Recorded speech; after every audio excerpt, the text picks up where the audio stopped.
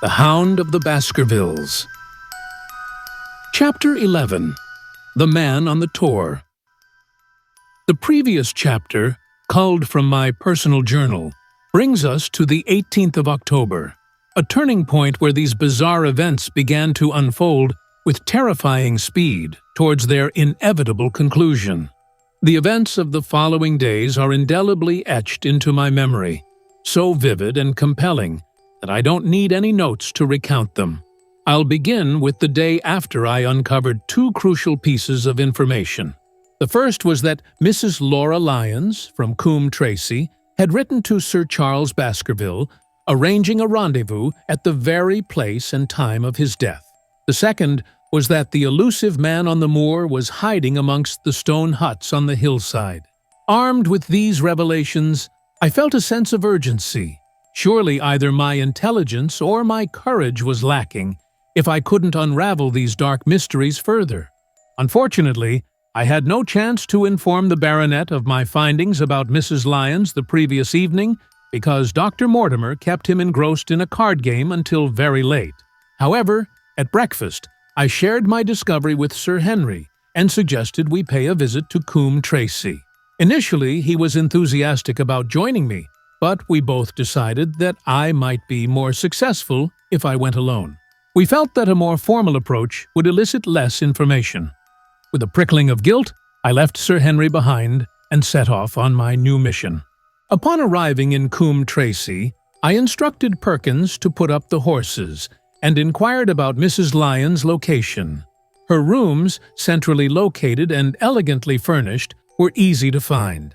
A maid ushered me in without ceremony, and as I entered the sitting room, a lady seated before a Remington typewriter rose, a welcoming smile on her face. However, her expression changed upon seeing a stranger. She sat back down and asked about the purpose of my visit. Mrs. Lyons struck me as extraordinarily beautiful at first glance. Her eyes and hair were the same rich hazel color, and her cheeks, though heavily freckled, were flushed with a captivating brunette complexion, a delicate pink reminiscent of the heart of a sulphur rose. My first impression was undoubtedly admiration. However, upon closer inspection, I noticed subtle flaws, a coarseness in her features, a hint of hardness in her gaze, and a slight looseness around her lips, all of which detracted from her perfect beauty. Of course, these observations came later. At that moment, I was simply aware of the presence of a very attractive woman who was asking me the reason for my visit. It was only then that I fully grasped the delicate nature of my mission. "I have the pleasure," I began awkwardly, "of knowing your father." Her response was immediate and curt. "There is nothing in common between my father and me," she said. "I owe him nothing, and his friends are not mine. If it weren't for the late Sir Charles Baskerville and some other kind hearts, I might have starved for all that my father cared.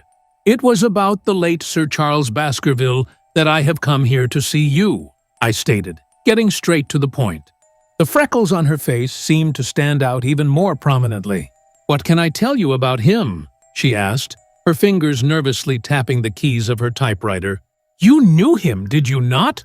I pressed, my voice unwavering. "I have already said that I owe a great deal to his kindness.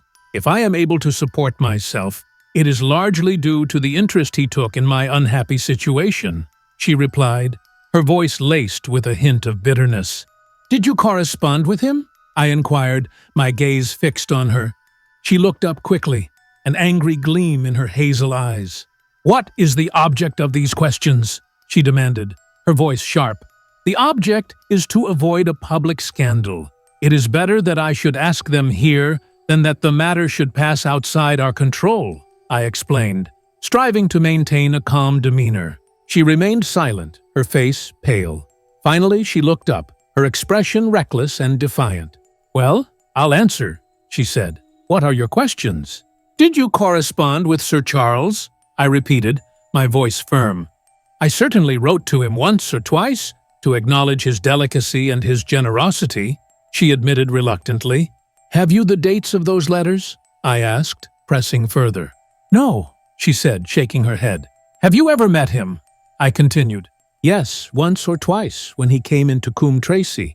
He was a very retiring man, and he preferred to do good by stealth, she explained. But if you saw him so seldom, and wrote so seldom, how did he know enough about your affairs to be able to help you, as you say that he has done? I pressed, sensing a discrepancy in her story. She met my challenge with remarkable ease. There were several gentlemen who knew my sad history and united to help me. One was Mr. Stapleton, a neighbor and intimate friend of Sir Charles's. He was exceedingly kind, and it was through him that Sir Charles learned about my affairs, she explained. I already knew that Sir Charles had made Stapleton his almoner on several occasions, lending credence to her statement. Did you ever write to Sir Charles asking him to meet you? I continued, my gaze unwavering. Mrs. Lyons flushed with anger once more. Really, sir, this is a very extraordinary question, she said, her voice laced with indignation. I am sorry, madam, but I must repeat it, I stated firmly. Then I answer, certainly not, she said, her voice sharp. Not on the very day of Sir Charles's death? I pressed, my heart pounding. The flush on her face vanished instantly, replaced by an ashen pallor. Her lips, dry and trembling, seemed unable to utter the no that I saw rather than heard. Surely your memory deceives you, I said, my voice laced with an air of certainty. I could even quote a passage of your letter. It ran, Please, please, as you are a gentleman, burn this letter and be at the gate by 10 o'clock. I thought she had fainted, but she recovered with a monumental effort. Is there no such thing as a gentleman? She gasped, her voice barely audible. You do Sir Charles an injustice. He did burn the letter, but sometimes a letter may be legible even when burned. You acknowledge now that you wrote it? I stated, my eyes locked with hers. Yes, I did write it, she cried, her voice cracking as she poured out her soul. I did write it. Why should I deny it? I have no reason to be ashamed of it. I wished him to help me. I believed that if I had an interview, I could gain his help, so I asked him to meet me. But why at such an hour? I asked, my curiosity piqued. Because I had only just learned that he was going to London next day and might be away for months. There were reasons why I could not get there earlier, she explained. But why a rendezvous in the garden instead of a visit to the house? I pressed, my mind racing. Do you think a woman could go alone at that hour to a bachelor's house? She countered, her voice edged with a defensive tone. Well, what happened when you did get there? I asked, my intuition telling me something was amiss. I never went, she said, her voice gaining a note of desperation. Mrs. Lyons, I exclaimed, my voice rising in disbelief. No, I swear it to you on all I hold sacred. I never went. Something intervened to prevent my going, she insisted, her eyes pleading with me to believe her. What was that? I asked, my suspicions growing.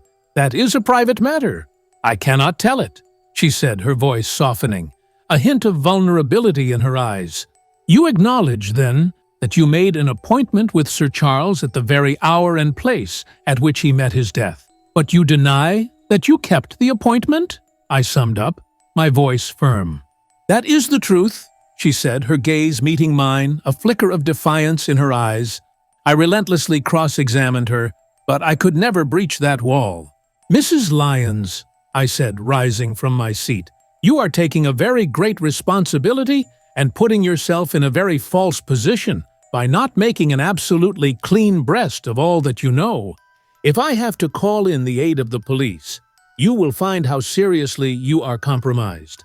If your position is innocent, why did you, in the first instance, deny having written to Sir Charles upon that date? I asked, my tone a blend of urgency and concern. Because I feared that some false conclusion might be drawn from it, and that I might find myself involved in a scandal, she explained, her voice strained. And why were you so pressing that Sir Charles should destroy your letter? I pressed, my intuition telling me that she was holding back something crucial. If you have read the letter, you will know, she said, her voice barely a whisper. I did not say that I had read all the letter, I countered, my mind racing. You quoted some of it, she said, her voice wavering. I quoted the postscript. The letter had, as I said, been burned, and it was not all legible. I ask you once again why it was that you were so pressing that Sir Charles should destroy this letter which he received on the day of his death. I insisted, my voice firm and unwavering. The matter is a very private one, she said, her voice choked with emotion. The more reason why you should avoid a public investigation, I said, my tone conveying my growing apprehension. I will tell you then. If you have heard anything of my unhappy history, you will know that I made a rash marriage and had reason to regret it, she said, her voice breaking as she finally revealed her story. I have heard so much, I said, my heart aching for her. My life has been one incessant persecution from a husband whom I abhor. The law is on his side, and every day I am faced by the possibility that he may force me to live with him. At the time that I wrote this letter to Sir Charles, I had learned that there was a prospect of my regaining my freedom if certain expenses could be met. It meant everything to me, peace of mind, happiness, self-respect, everything. I knew Sir Charles's generosity, and I thought that if he heard the story from my own lips, he would help me, she confessed, her voice laced with desperation. Then how is it that you did not go? I asked, my mind struggling to grasp the tangled web of her situation.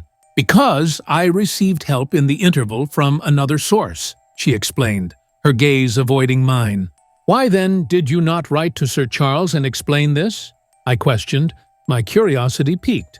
So I should have done, had I not seen his death in the paper next morning, she said, her voice tinged with regret.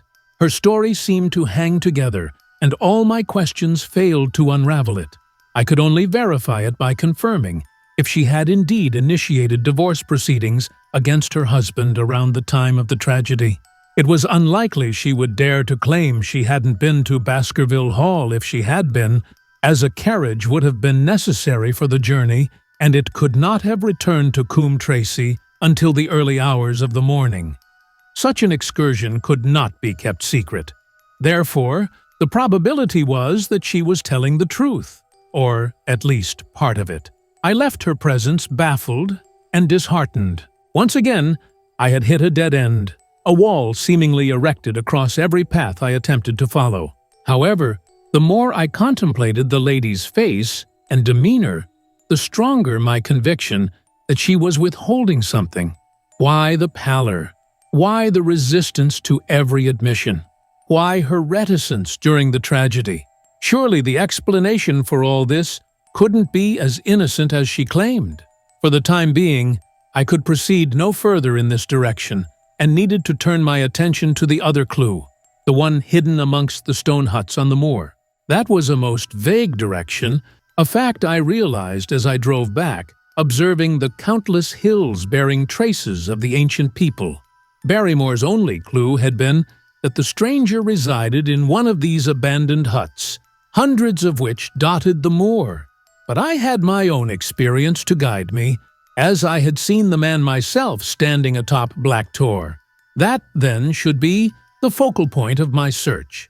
From there, I would meticulously explore every hut on the moor until I stumbled upon the right one. If this man was inside, I would force him to reveal his identity and motives at the point of my revolver if necessary. He might have slipped away from us in the crowd of Regent Street, but escaping on the desolate moor would prove more challenging. However, if I found the hut and its tenant was absent, I would remain there, regardless of the duration of my vigil, until he returned. Holmes had missed him in London. It would be a triumph indeed if I could track him down where my master had failed. Luck, which had eluded us repeatedly throughout this investigation, finally came to my aid. The messenger of fortune was none other than Mr. Frankland, standing, gray-whiskered and red-faced, outside the gate of his garden, which opened onto the high road I was traveling. "Good day, Dr. Watson," he boomed, his voice uncharacteristically jovial. "You must really give your horses a rest and come in to have a glass of wine and to congratulate me." My feelings towards him were far from amicable, given what I had learned about his treatment of his daughter, but I was eager to send Perkins and the wagonette home. The opportunity seemed ideal. I alighted and sent a message to Sir Henry that I would walk over in time for dinner. Then I followed Frankland into his dining room. "It is a great day for me, sir. One of the red-letter days of my life," he cried, his voice filled with boisterous chuckles. "I have brought off a double event. I mean to teach them in these parts that law is law, and that there is a man here who does not fear to invoke it. I have established a right-of-way through the center of Old Middleton's Park, slap across it, sir, within 100 yards of his own front door. What do you think of that? We'll teach these magnates that they cannot ride roughshod over the rights of the commoners. Confound them. And I've closed the wood where the Fernworthy folk used to picnic. These infernal people seem to think that there are no rights of property, and that they can swarm where they like with their papers and their bottles. Both cases decided, Dr. Watson, and both in my favor.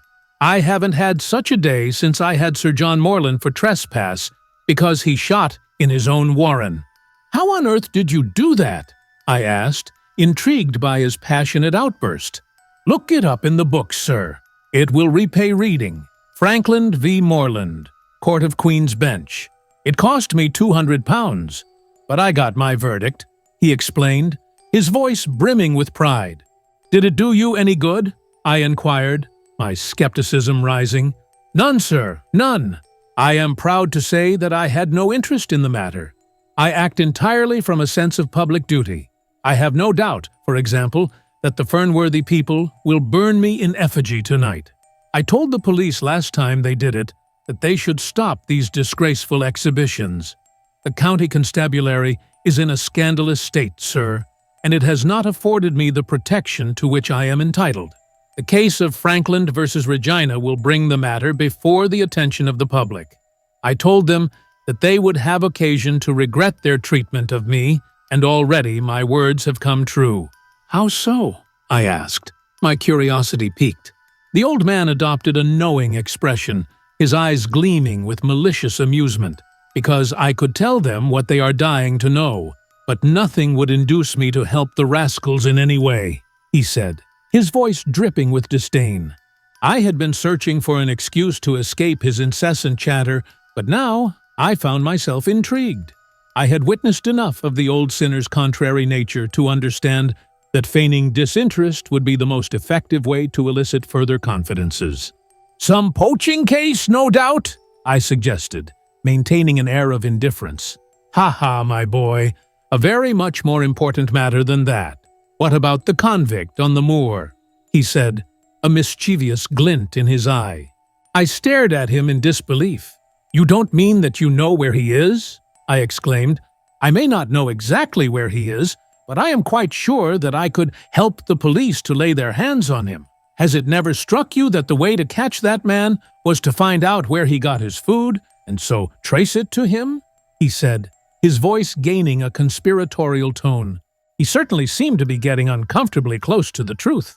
"No doubt," I said cautiously, "but how do you know that he is anywhere upon the moor?" "I know it, because I have seen with my own eyes the messenger who takes him his food," he revealed, his voice dropping to a hushed whisper. My heart sank for Barrymore. It was a serious matter to be in the power of this spiteful old busybody. However, his next remark eased my apprehension.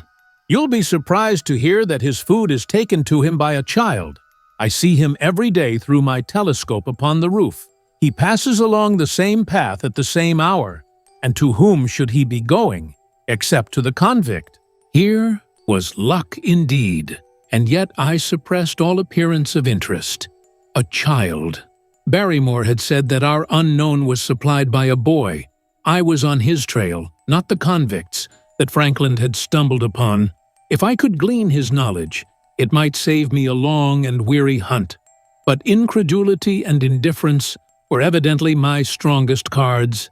I should say that it was much more likely that it was the son of one of the moorland shepherds taking out his father's dinner, I said, feigning disinterest.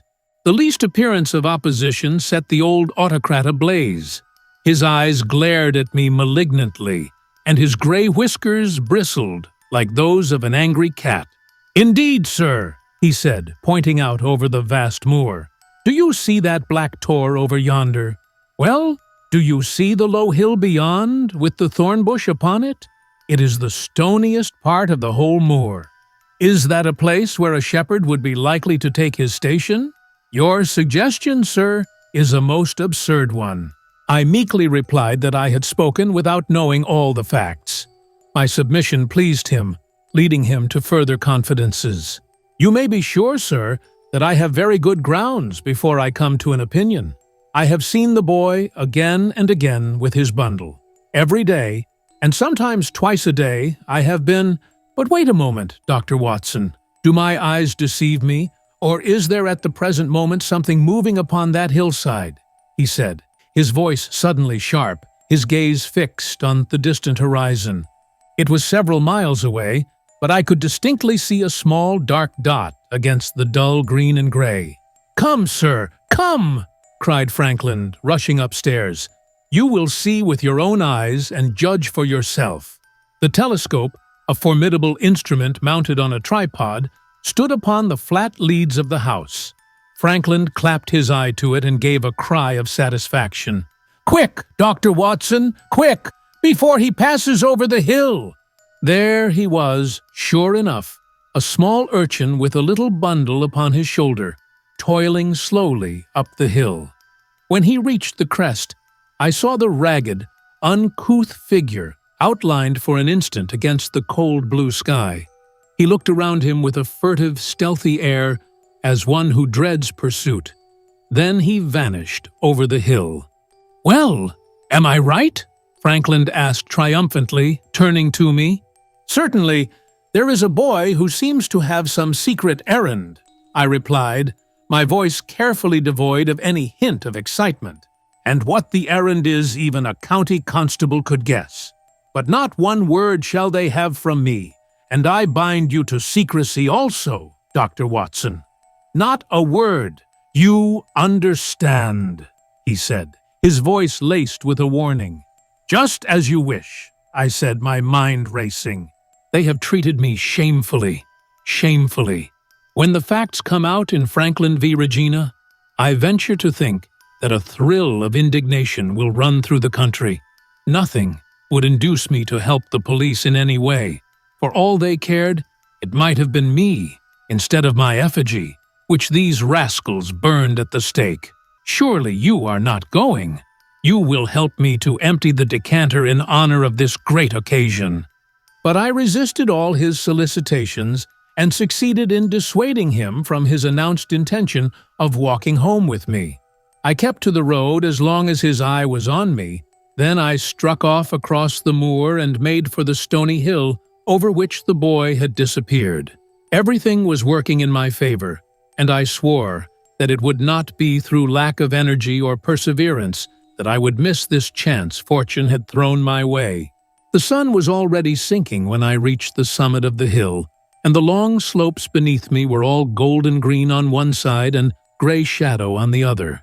A haze lay low upon the farthest skyline, out of which jutted the fantastic shapes of Belliver and Vixen Tor. Over the wide expanse there was no sound and no movement. One great gray bird, a gull or curlew, soared aloft in the blue heaven.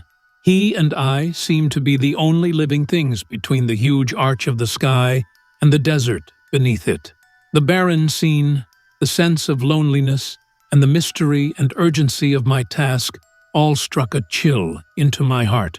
The boy was nowhere to be seen. But down beneath me, in a cleft of the hills, there was a circle of the old stone huts, and in the middle of them there was one which retained sufficient roof to act as a screen against the weather. My heart leaped within me as I saw it. This must be the burrow where the stranger lurked. At last, my foot was on the threshold of his hiding place. His secret was within my grasp. As I approached the hut, walking as warily as Stapleton would do when, with poised net, he drew near the settled butterfly, I satisfied myself that the place had indeed been used as a habitation. A vague pathway amongst the boulders led to the dilapidated opening which served as a door. All was silent within. The unknown might be lurking there, or he might be prowling on the moor. My nerves tingled with the sense of adventure. Throwing aside my cigarette, I closed my hand upon the butt of my revolver, and, walking swiftly up to the door, I looked in. The place was empty, but there were ample signs that I had not come upon a false scent. This was certainly where the man lived. Some blankets rolled in a waterproof lay upon that very stone slab upon which Neolithic man had once slumbered. The ashes of a fire were heaped in a rude grate. Beside it lay some cooking utensils and a bucket half full of water. A litter of empty tins showed that the place had been occupied for some time, and I saw, as my eyes became accustomed to the checkered light, a pannikin and a half-full bottle of spirits standing in the corner. In the middle of the hut, a flat stone served the purpose of a table, and upon this stood a small cloth bundle, the same, no doubt, which I had seen through the telescope upon the shoulder of the boy. It contained a loaf of bread, a tinned tongue, and 2 tins of preserved peaches. As I set it down again, after having examined it, my heart leaped to see that beneath it there lay a sheet of paper with writing upon it. I raised it, and this was what I read, roughly scrawled in pencil: "Dr. Watson has gone to Coombe Tracy." For a minute, I stood there with the paper in my hands, thinking out the meaning of this curt message. It was I, then, and not Sir Henry, who was being dogged by this secret man. He had not followed me himself, but he had set an agent, the boy, perhaps, upon my track, and this was his report. Possibly I had taken no steps since I had been upon the moor, which had not been observed and reported. Always there was this feeling of an unseen force, a fine net drawn round us with infinite skill and delicacy, holding us so lightly that it was only at some supreme moment that one realized that one was indeed entangled in its meshes. If there was one report, there might be others, so I looked round the hut in search of them. There was no trace, however, of anything of the kind, nor could I discover any sign which might indicate the character or intentions of the man who lived in this singular place, save that he must be of Spartan habits and cared little for the comforts of life. When I thought of the heavy rains and looked at the gaping roof, I understood how strong and immutable must be the purpose which had kept him in that inhospitable abode. Was he our malignant enemy, or was he by chance our guardian angel? I swore that I would not leave the hut until I knew. Outside, the sun was sinking low, and the west was blazing with scarlet and gold. Its reflection was shot back in ruddy patches by the distant pools which lay amid the great Grimpen mire. There were the 2 towers of Baskerville Hall, and there a distant blur of smoke, which marked the village of Grimpen. Between the two, behind the hill, was the house of the Stapletons. All was sweet and mellow and peaceful in the golden evening light, and yet, as I looked at them, my soul shared none of the peace of nature, but quivered at the vagueness and the terror of that interview which every instant was bringing nearer. With tingling nerves but a fixed purpose, I sat in the dark recess of the hut and waited with somber patience for the coming of its tenant. And then, at last, I heard him. Far away came the sharp clink of a boot striking upon a stone. Then another, and yet another, coming nearer and nearer. I shrank back into the darkest corner and cocked the pistol in my pocket, determined not to discover myself until I had an opportunity of seeing something of the stranger. There was a long pause, which showed that he had stopped. Then once more the footsteps approached, and a shadow fell across the opening of the hut. "It is a lovely evening, my dear Watson," said a well-known voice. "I really think that you will be more comfortable outside than in." The end. If you like the story, hit that like button and subscribe for more videos. Let me know your thoughts in the comments below. Was there anything that surprised you? Who's your favorite character in the story? I can't wait to hear your thoughts.